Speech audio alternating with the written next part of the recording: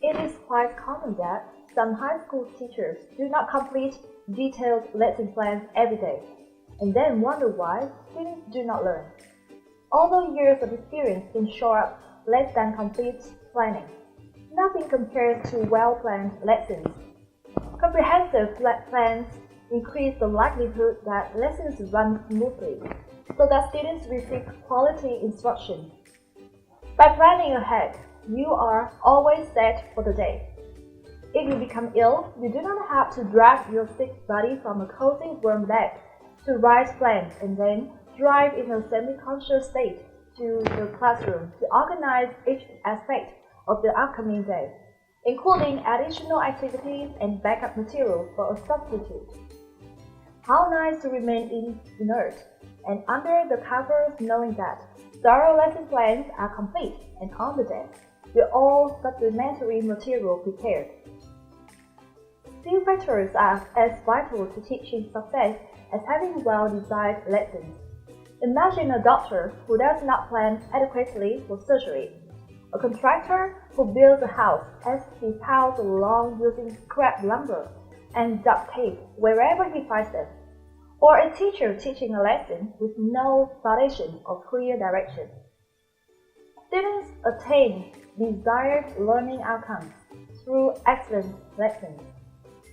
Creating the plans should not take longer than presenting the actual lesson, but it may feel that way at first. Textbooks and supplementary materials for the subject or grade level provide many lesson plan outlines, strategies, and activities.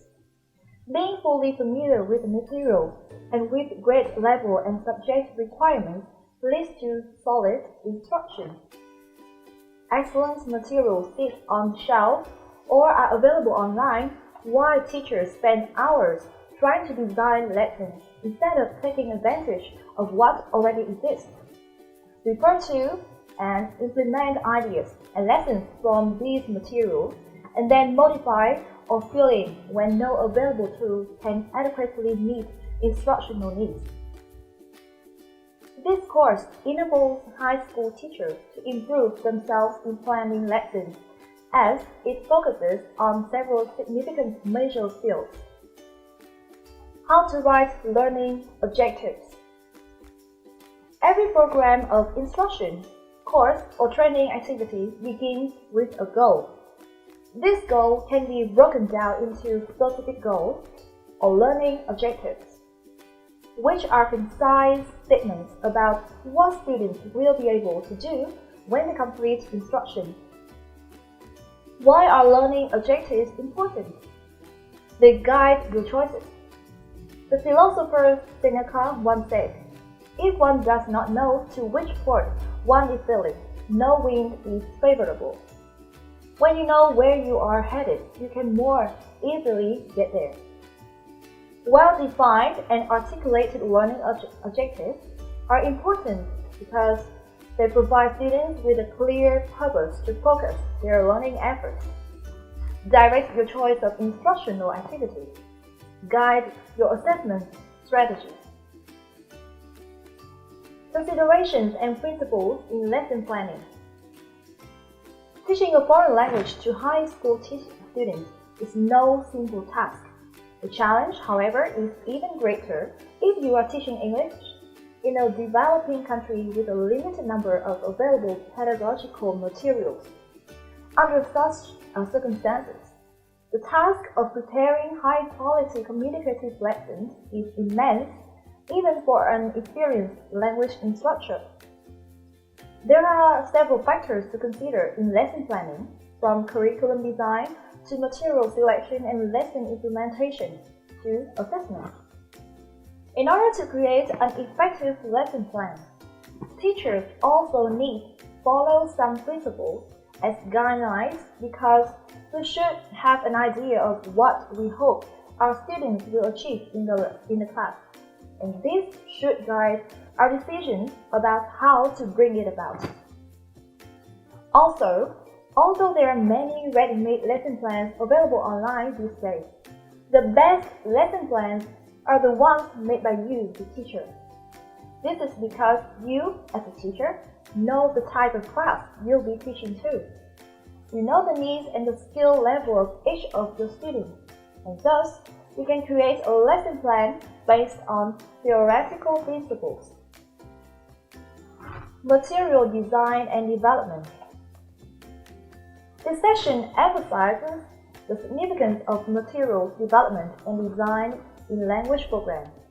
There are 5 elements in language teaching: students, teachers, material, teaching methods, and evaluation, and learners should be the center of teaching.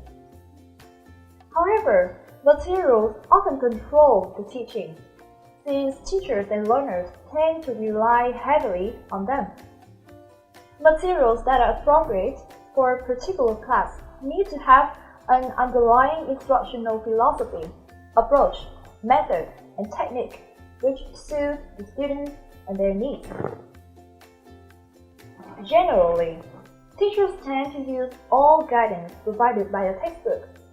However, it is a fact that a textbook does not always meet the variety of conditions in a language class. Sometimes, teachers need to explore teaching materials outside textbooks and modify them in order to be relevant to the needs and demands of a particular group of students. In addition, when the teachers decide to adapt authentic or creative materials, it means that they are bridging the gap between the classroom and the world. Content in different types of lessons. What should be taught in a lesson of productive skills, receptive skills, and grammar or vocabulary? When you learn a language, you develop both receptive skills and productive skills, or grammar and vocabulary.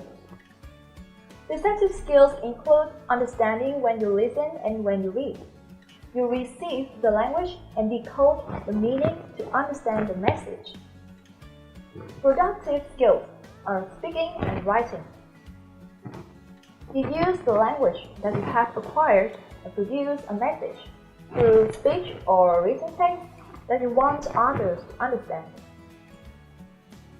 Grammar rules can help learners develop the habit of thinking logically and clearly. After studying grammar, learners are able to become more accurate when using a language. Without good grammar, clear communication is impossible.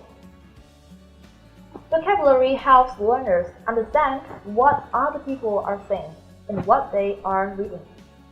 It is the foundation for comprehension.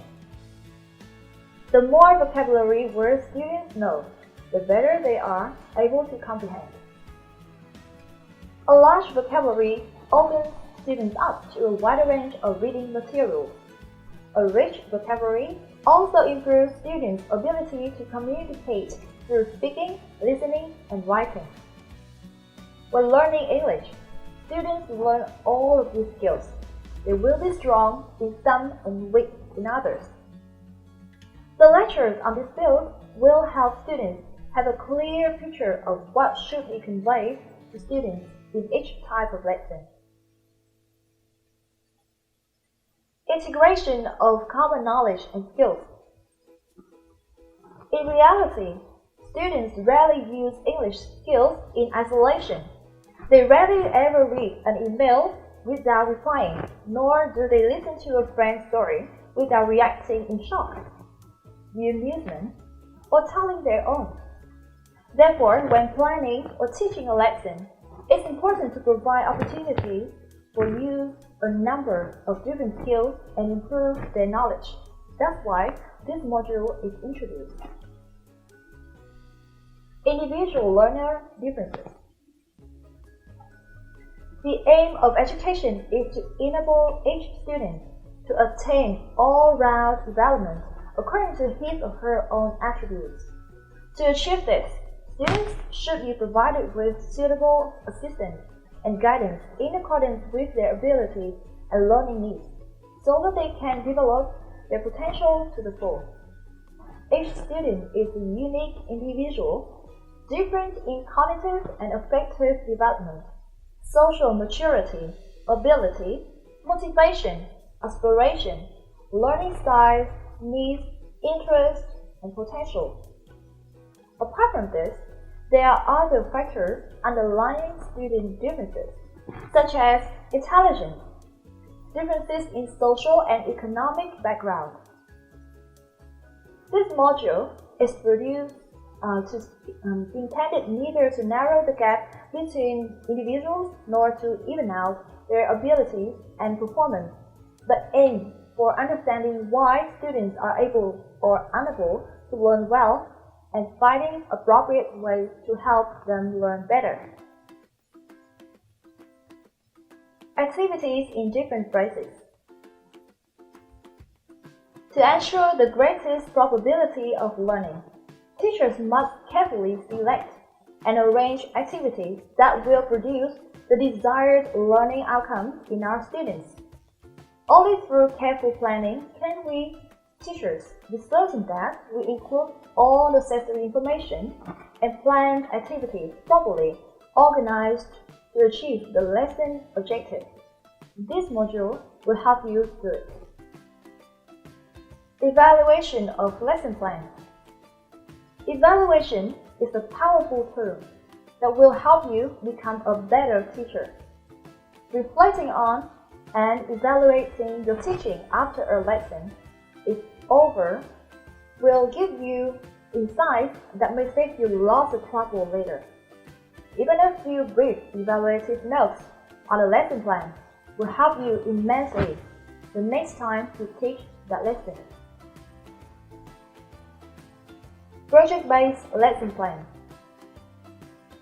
Project-based learning is a non-traditional education model that seeks to better prepare students for solving real-world problems and issues, while teaching them what they need to know to succeed in school right now. Project-based learning structures curriculum around discrete projects, presenting students with multi-step problems to solve or asking them complex questions they are then required to answer. Such projects often force students to use multiple learning techniques to succeed, including research, logical deduction, and interactive learning, trial and error. This kind of learning has been introduced in the National English Curriculum, so we have decided to make it an independent module.